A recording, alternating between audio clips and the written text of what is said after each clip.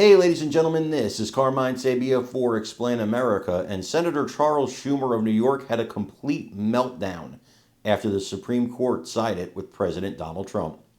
Before we get started, please make sure you like, comment, share, and subscribe.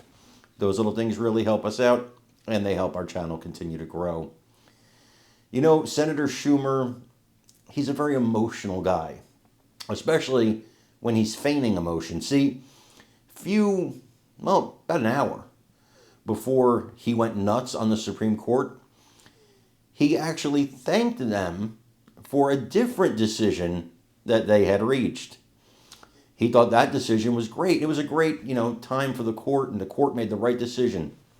Hours later, about an hour later, he calls the court an extremist MAGA court, actually, in a complete meltdown because district judges can't stop the president anymore on a national scale. And that was the thing that Schumer himself said they were going to do when Trump took office. He said, we don't have the Senate, we don't have the House, we don't have the presidency, obviously. All we can do is go to the courts. He actually laid out the strategy. And yesterday, the Supreme Court, they put the kibosh on that strategy, and he's not liking it very much. He has now had an online meltdown, the likes of which I haven't seen in quite a while, and he's not alone. Believe me, there are Democrats that are joining him, and it's rather pathetic. They love the Supreme Court when it agrees with them, hate the Supreme Court when it doesn't. I guess both parties are kind of like that, and it's kind of silly when either of them do it. I want you to watch this, though, and let me know what you think in the comments. Attorney General who's willing to fight for you. Well, let me ask you about something that was just said in a statement by Chuck Schumer, who, of course, is the lead Democrat on the Senate side. He said this is a terrifying step toward authoritarianism. Is that hyperbolic in your mind? Look, I think what Leader Schumer is recognizing is that this administration has been on a path to authoritarianism enabled by the Supreme Court for a long time. You can't look at the attacks on the judiciary, the attacks on the press, the attacks on our university, the attacks on states, the attacks on people's fundamental rights in such a brazen way and come to any other conclusion. What I am saying is that the court decidedly did not eliminate the ability for states to obtain nationwide relief.